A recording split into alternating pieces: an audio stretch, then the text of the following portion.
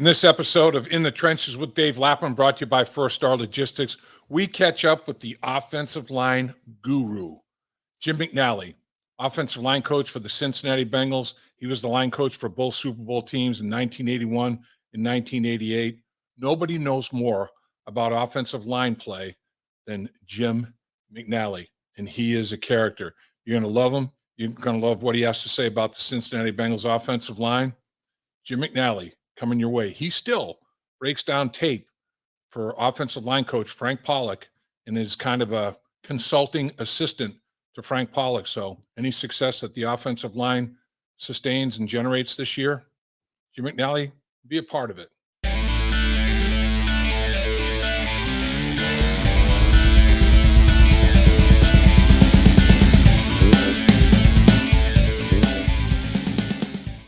Welcome to In the Trenches with Dave Lapham, brought to you by First Star Logistics. We're in our beautiful studios at First Star Logistics, and very special guest, and I mean very, with all capital letters, Jim McNally, the offensive line coach for both Super Bowl teams for the Cincinnati Bengals, Super Bowl 16, 1981, Super Bowl 23, 1988, the best line coach in the National Football League, still mentors a lot of line coaches in the National Football League.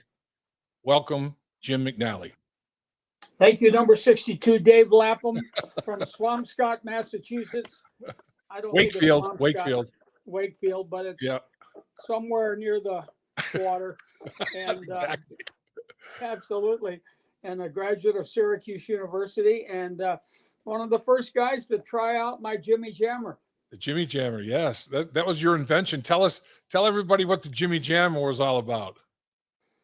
Well, the Jimmy Jammer, in fact, Dave, without boring you, I have a replica here of the Jimmy Jammer right here. Wow. Right there, I am an inventor. That's the patent. This is the Jimmy Jammer inventor, all the specifics of it right there. Wow. Okay? And nice. I have to pay like $2,000 a year to renew it, so I only did it once. But anyway, the Jimmy Jammer was a contraption where the coach, me, would stand, and I would be, let's say I'm standing, and I would have a device where I could move a moving bag or shield, and then I could pop it, and it would go forward. So the blocker would stay in front of the shield, then when it would come forward, they'd pop it with their hands, like punch it, boom. Yep. They'd move, boom, boom, boom. So it was Right. kind of a timing thing, and it was a pretty interesting device. Other than the prototype weighed over 2,000 pounds, so there was only one of them. You know, to manufacture it would have taken an arm and a leg. So I think it's still under the stands at Wilmington. Wow, the Jimmy Jammer, that's classic. Coach, you had some unbelievable teams, unbelievable run. I don't think there was an offensive line coach that had his guys prepared more than you. I mean, you took so much time in breaking everything down and every possible thing a defense could do. I remember going into games thinking there's nothing they can do that we haven't talked about, and that's a credit to offensive line coach Jim McNally. I mean, your thoroughness, your attention to detail was unbelievable. Well, what I did before all this technical stuff was we'd look at the film, and I'd write down every move the defensive guy made, and then I would give that to the players. What I didn't do quite as well is say, okay, this guy does you could look at all my notes and you'll say, wow, this guy does this 50% of the time. If I had really been a great coach, I'd have said he does this 50% of the time, and then this is what you do exactly to stop it. You know what I mean? That's where you become a good coach, is not only where you identify the issue, but how to solve the problem, which I think I became a little bit better later on in my coaching. No question about it. You coached some great linemen, led by, in my opinion, the best to ever play the game. The legendary Anthony Munoz is going into the Ring of Honor. Best player Cincinnati Bengals have ever had. The only Hall of Famer as a player, Paul Brown, obviously in the Hall of Fame as well. And those two guys are going into the Ring of Honor because they are in the Pro Football Hall of Fame. What about Anthony Munoz? When you first thing that comes to your mind when you hear people say Anthony Munoz, Coach? Well, the first thing that I come to my mind would be what we did in our meeting room, actually. And I think it might have started maybe when you were there, maybe a little bit later. I would put the name of the guy that Anthony Munoz was going to play against. Now, he might play against 2 or 3 different guys, but the main guy, I wrote the name up, and then I took my eraser and I just erased him. Yeah. Because, we felt that he would erase him. Now, there were a few guys that would give him a little trouble for, 3 or 4 snaps a game. I mean, he wasn't, he was a dominating player.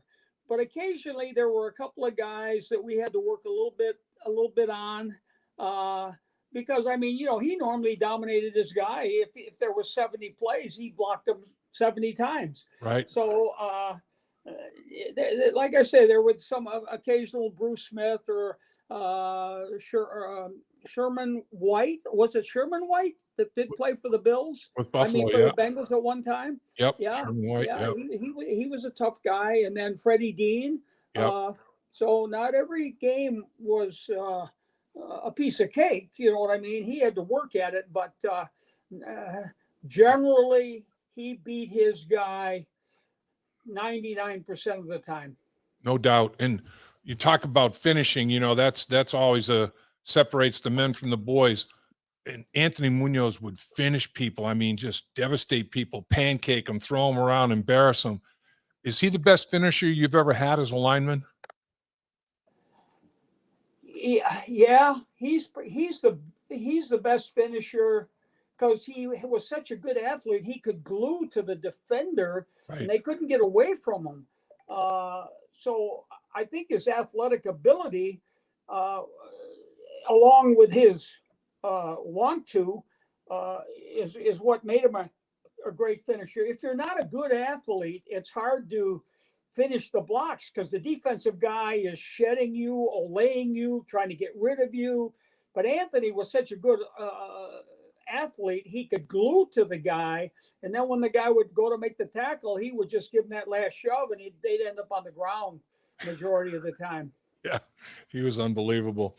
So his running mate in both Super Bowls, the other part of the Mexican connection, Max Montoya. Now, Max Montoya, don't mess with Max Montoya. If you mess with Max Montoya, that's your first mistake. Max will choke you out. Max Montoya, that was one tough dude, man, as well as a hell of a football player. He was a good football player, and he was a good pass blocker. He was a good run blocker. He could pull. Yep. He very rarely was defeated. I think Anthony gets a little more credit because he was playing tackle and left tackle, first-round draft choice. I think Max was an 8th or a 9th round draft choice. He was already at the Bengals when I was there. He was there. It was his second year when I came in. Yeah. But he was probably one of the most improved players I ever coached because as a rookie, he played a little bit and was a little raw and green. And then he turned into an outstanding technician. Unbelievable. Yeah. Yes. He was seventh rounder out of UCLA. Yep. Max Montoya, and just unbelievable player. And he didn't know a word of Spanish. At least that's what he told me. I think he was just kidding me. Because I figured that him and Munoz would be talking, behind my back in Spanish. And Max says, "Hey, Jim, I don't even know any Spanish other than hola or adios." Oh, man. So those Super Bowl teams, pretty obviously big memories for you. Just came up a little short. 49ers have 2 Super Bowl rings that we'd love to have here in Cincinnati, but those football teams, pretty darn good offensive football teams, and it started in the trenches, started up front, and that's where, you did your work, and I'll tell you what, it was sight to behold a lot of times. You got a bunch of guys to buy in, and 5 guys became one. Actually, 7 or 8 guys became one and played really well for you. I think the first Super Bowl that the Steelers were still pretty good. You know, they still had that great team. And what I remember most about the first Super Bowl is beating the Steelers. I believe more times you were there than they beat us. Yep. In the second Super Bowl, the Steelers were a good team, but they weren't as dominant at that time. You know, there were other, you know, the Buffalo Bills at that time were more competitive, I think, as far as a team that we had to beat going into the playoffs and so forth. But I remember those early years, the wins against the Steelers. In fact, I think when the Steelers won a bunch of those Super Bowls, that they always had trouble with the Bengals, even before I got there as a coach. Yeah. And you played on those teams. And I think Mike Webster mentioned one time, he says, I hate playing against the Bengals. Yeah. So anyway, with that first Super Bowl team, beating the Steelers, who were a very, very strong team with Bradshaw, and I think he was still playing when I got there, and you know, the Joe Green and Greenwood and all those guys, Jack Ham, that was a big deal for us. No question about it. I guess that takes me to let's talk about the Pittsburgh Steelers. The Bengals just win in Pittsburgh, and that season, 1981, we beat the Steelers 17-10, like second to last game of the season to clinch the division, and people went nuts, man. They were just all over the airport when we landed, you know, in the buses, and all, it was like a Hollywood scene. But we beat them on the road to clinch the division. Beating Pittsburgh in Pittsburgh for this football team was a big deal, a big boost, a division win on the road. What did you see? Because you do first, before we get into that, tell everybody what you're doing for the Cincinnati Bengals organization still to this day. Well, what I do is, for example, this is a chart. We're not going to get too specific about the chart. Right. But if you can see in the chart at the top, it's got a guy's number. Okay. In fact, I'm going to go over here. You can see the number of the guy over here. And then the play is down on the side of the number. And then he makes a particular move that I have a chart. And then I do 4 games. And what's all said and done, I put all of these different moves together, send them to the video people, and then they make a video of the defender. And you can see every time he does a certain move over and over and over and over again. You can see every time he gets double teamed, every time he makes a particular pass rush move. So if you're a player, you can watch the guy you're playing against, just him one-on-one doing the same move a number of times, then the next move, then the next move. And that's pretty much it. It's kind of tedious work. But that's pretty much what I do. Now, I think Pro Football Focus does something like that, but I believe that I try to zero into a little bit more specific technique of the defender. Frank Pollack says that you're a massive help. You know, he uses the information that you give him, he said, is invaluable. And he mentioned you after the game. I did an interview with him for radio after the game was over. And he said, man, you going to talk to McNally anytime soon? I said, you know, as a matter of fact, Coach, going to be doing a podcast with him. He goes, I'll tell you what, the information he puts out is helpful, very, very significant. So you're well appreciated still, Coach. And with that said, Pittsburgh Steelers, even without TJ Watt and some of the people that were nicked up, that's a pretty good defensive football team. I know you've probably looked at the tape of the Bengals' performance against the Pittsburgh Steelers in their 24-10 victory. How do you think the guys played up front? I think they played well. I think they're improving. I think that is it Jackson is his first name, Carmen? Jackson Carmen, correct. Yeah, he did well at right guard. Yep. I know this from watching the tapes of training camp and all that, that they have some backup players that are going to be great. Okay. Not Mm-hmm. just good, but great. In fact, Mm. they got one guy that's on IR. I think he's on IR, and he played a little last year. He's got the sweetest feet I've seen in a long time. His name is Hakeem Adeniji. Yep. He's from Kansas, I believe. 6th round pick Man, from oh Kansas. Yep. man. Yep. When he gets in there, I don't know what position he can play, guard or tackle. He has got terrific athletic ability. And but like I'm saying is they're improving.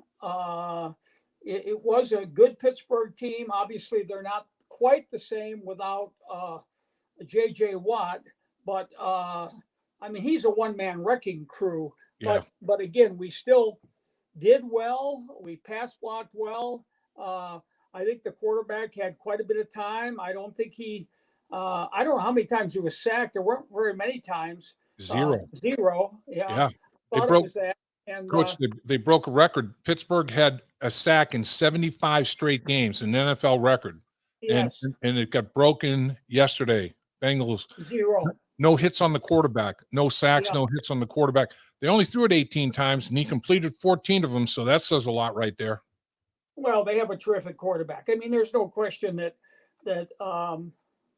Joe Burrow is as good NFL quarterback as anybody on any team.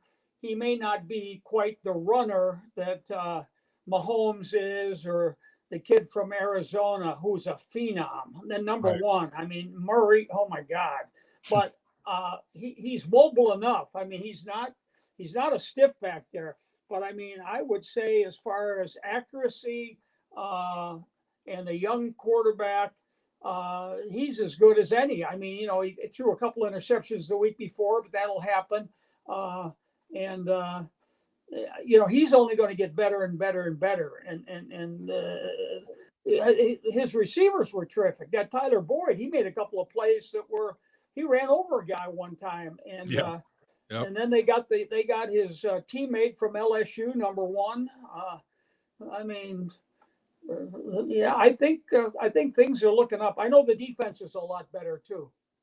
Yeah, it really is. I mean, defensively, they played really well. And you mentioned Jamar Chase. I mean, this kid, he's got 11 catches, 4 of them are touchdowns, and he'll go deep now. I mean, he's a threat. He'll vertically stretch that football field, and he's averaging over 20 yards a catch. He's one of 3 receivers in the league that's averaging over 20 yards per reception. So he's off to a great start. What do you think of Joe Mixon? I mean, Joe Mixon, when he's in a groove, is he about as good as there is? I think he's probably as powerful as there is, and he's got good moves too. I mean, he can make you miss and this, that, and the other. But when he gets ahead of steam, if he gets a little crack, I mean, maybe there's a linebacker that's free and everybody isn't perfectly blocked, but he'll run right over him and gain an extra 2 or 3 yards. So as long as he stays healthy, I think it's a good combination, mixing the pass with the play action, faking him the ball. Yeah, absolutely. Yeah. He is a big guy. I mean, I bet you stand next to him.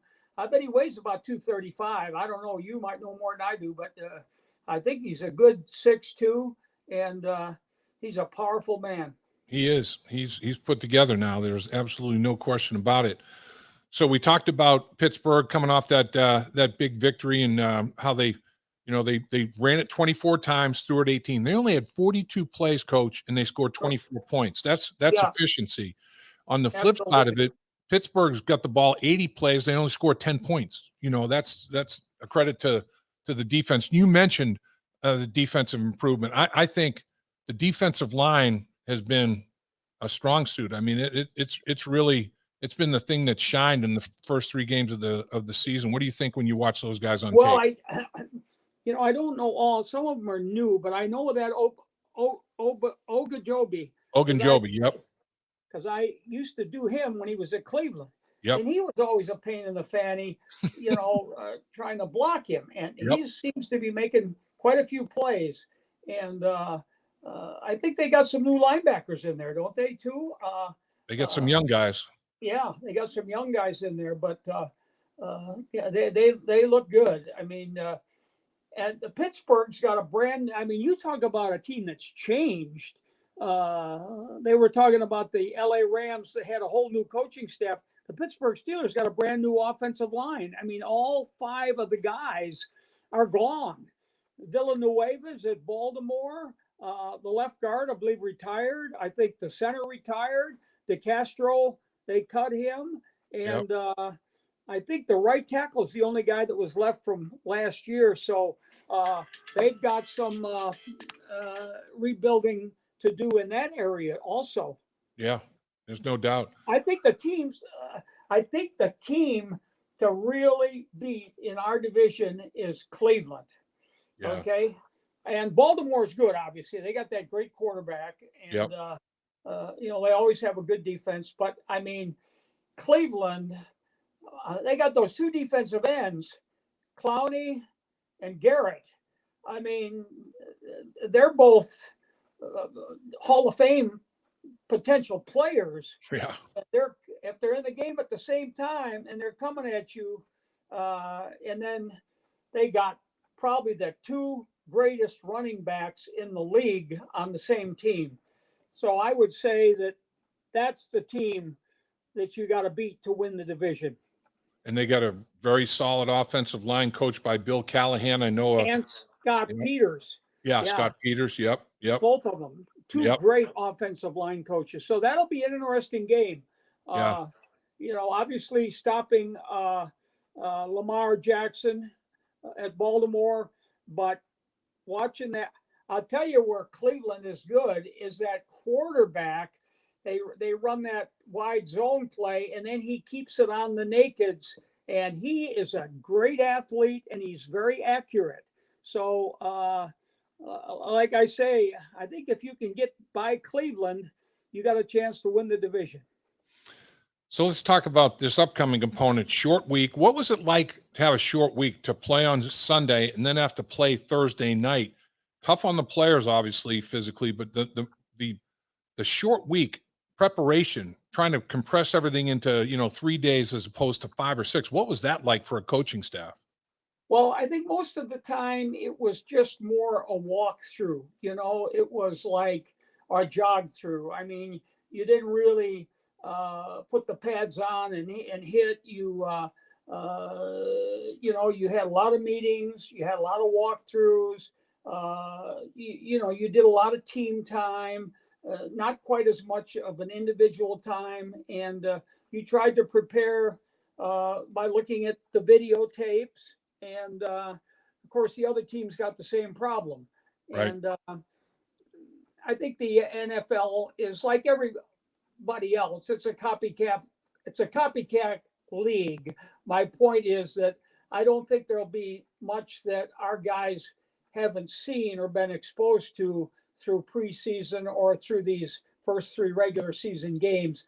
I think if you were going to play a team that had a totally different offense and defense, let's say a team that ran the wishbone, which they don't in the NFL, or they ran the zone read over and over and over with all the multiple things, you would have an issue. But I think the teams that run, kind of basic offenses and defenses, I think it's just a matter of getting your rest, getting the players that are injured healthy, and studying the game film. So, Coach, this Jacksonville team lines up in a base 3-4 like Pittsburgh did, but they morph into 4-3 and nickel packages. And I mean, it's all over. How much of a carryover schematically is there from what Pittsburgh did to what Jacksonville has shown on tape that you've watched? Pretty much the same. Jacksonville uses a little bit more of an even defense because I think people put a little more nickel personnel on the field. Right. Like 3 wide receivers. And then that makes them take out one of their run defenders and put in and most everybody, when you're in a passing formation, like 3 wide receivers, they put a man on one guard, they put a man on another guard, they got 2 defensive ends. I think it's more the trickery of the blitzes that you have to be prepared for, whether it's Jacksonville, Pittsburgh, Baltimore, whatever. I think it's more studying who's got who. You know what I mean? You got 3 wide receivers, and they've got an overload defense to the left. Who blocks who? Who does the back block? So I think most of the week will be spent on issues that the defense gives you. From a personnel standpoint, where is the Jacksonville Jaguars' strength of that defensive football team? Linebackers. Their linebackers make most of the plays. Okay, particularly I think it's Miles Jack. Yeah. And number 41 is Jared Allen. Yeah. Right. Those are when I did all my studying and I would go through who was making tackles and this, that, and the other, that the linebackers were the ones that seemed to be the real good athletes, void blocks, run around blocks. Of course, if you can get to the linebackers, you've already made a couple of yards, but their defensive linemen, they got a big nose guard, number 52. His name's Hamilton. But he's more of a run stopper, a bull rusher, and they really don't want him in passing situations. So I think that the threat of our passing game will be more 4 down linemen and maybe some exotic blitzes like you'll see every week to try to stop our quarterback.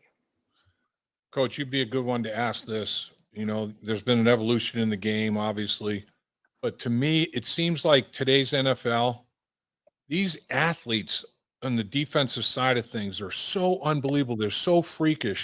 It seems like there's more and more of a gap between the athletic ability, therefore the performance of defensive fronts as opposed to offensive lines. I mean, there's only a handful of offensive lines that you'd say, oh, boy, there's 3 to 5 offensive lines that you really – but all these defenses, I mean, every single week you're going against these big freak studs inside and these edge rush guys that are just size-speed ratio ridiculous. Do you see that gap widening between defensive players and offensive players in terms of in the pits? Yeah, you do, because when I watch a lot of these running plays, regardless of the team, whether it's the Bengals, it's the Chargers, it's whoever it is, it's the running backs that seem to make the longer runs, the long runs. I mean, the offensive linemen are trying to block their guys, they're zone blocking, they're double teaming, but somebody always comes free. The defensive linemen are better athletes than the offensive linemen. Now, occasionally, all right, for whatever reason, a college or two will put some great athletes on the offensive line. However that happens, who knows? Maybe the kid's always been an offensive lineman. But it almost appears that your offensive line almost has to be all first-round draft choices to even semi-sustain the blocks on these guys. So most of the runs or most of the yardage that's made in the running game is made by the running back. I mean, the running back may give credit to the O-line, or our O-line block good, or, this, that, or the other. And that may be the case, that everybody's trying hard, they're working, they're tough, they're whatever. But the linebackers are so quick and the down linemen are so athletic that you could only sustain the block for so long. So it's almost like like you take the Cleveland Browns. They got 2 great running backs. Yep. That when you watch their film, maybe 60, 70% of the time, somebody makes a miss and all that other stuff. Yeah, I agree. I mean, it's incredible, the disparity in athleticism and physical talent between the guys in the defense. It's always been that way, but it seems like it's more universal and it's increasing. It's just, these guys are just tough to block. Coach, can't Well, I thank mean, you. it's the scheme too. Yeah. Everybody's pinching, slanting the line. They don't just sit there like, okay, this guy's going to sit right over me and he's going to be there all day long. They're slanting, they're looping, they're twisting. It's almost like they're rushing the passer on every play. You know what I mean? And if you get them out of position, you might have a long run. Yep. It becomes that old guessing game a little bit, hit it right, and you can crease them pretty good. Can't thank you enough, Coach. Appreciate your knowledge, appreciate your time. It was good catching up, and I know we're going to miss you on Thursday night. I know you just had some surgery. You're rehabbing that hip, and make sure you take care of your health, take care of yourself. We're going to miss you on Thursday here in Cincinnati, Coach. Hi, Dave Lapham here. Have you heard about In the Trenches with Dave Lapham, presented by First Star Logistics? Catch new episodes from the world of sports and broadcasting. Search for In the Trenches with Dave Lapham on YouTube or wherever you get your podcasts.